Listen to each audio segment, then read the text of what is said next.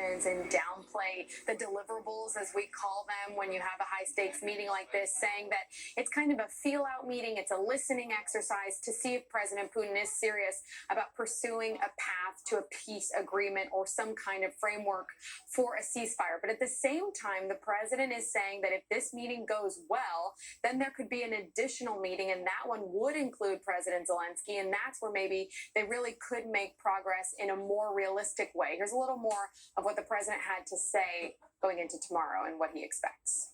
We're going to have a meeting with President Putin, President Zelensky, myself. It's going to be very important. We're going to see what happens. And I think President Putin will make peace. I think President Zelensky will make peace. We'll see if they can get along. And if they can, it'll be great. So the president was saying there that actually if this meeting goes well with President Putin, he has said twice today that there's a chance he could call President Zelensky right away and say, hey, do you want to come to Alaska and have this meeting and potentially extend his travels here? That was one possibility. Or he said they're looking at some alternate locations and maybe this meeting could take place next week. All of that is still unclear, Sam. Yeah, there's a number of ways this could go, right, Monica? And so the president was also, if he was prepared to offer Putin access to rare earth minerals in the U.S., what more do we know about that?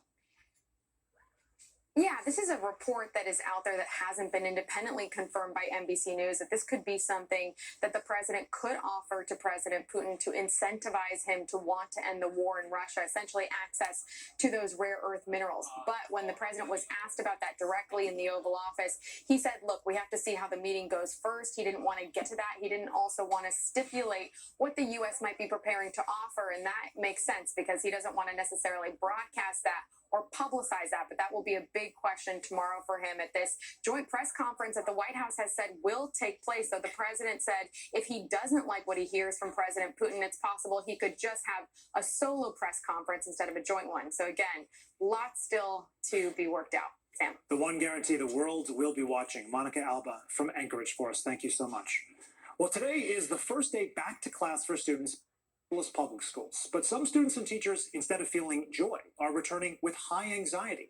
That is because this year brings a new sense of uncertainty over possible ICE raids and growing concerns that schools could be the targets of more enforcement. All of it following immigration raids exploding through the city this summer as President Trump continues his immigration crackdown. NBC News correspondent Camila Bernal is outside of a school in Los Angeles for us today. So Camila, most families, have enough things that they're worried about on their plates going to the first day of school. Now this, what are you seeing out there?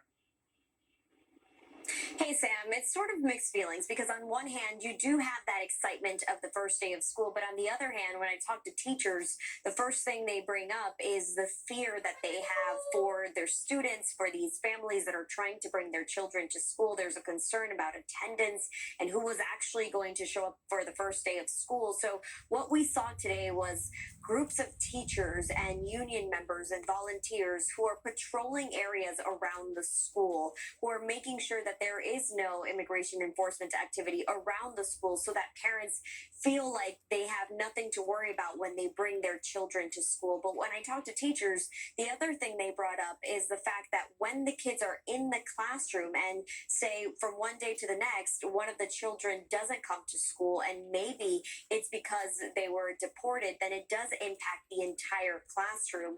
I talked to a middle school teacher who said, students, here's what she told me. We just want them back here with us, and hopefully it'll give them some sense of normalcy, because a lot of our students were not able to be out there having fun this summer. They stayed indoors because of fear of what may happen. And so we want to bring some back a sense of normalcy. And they're also raising money to provide legal aid, to provide food for families that are scared. The idea is to help them feel comfortable as these kids return back to school.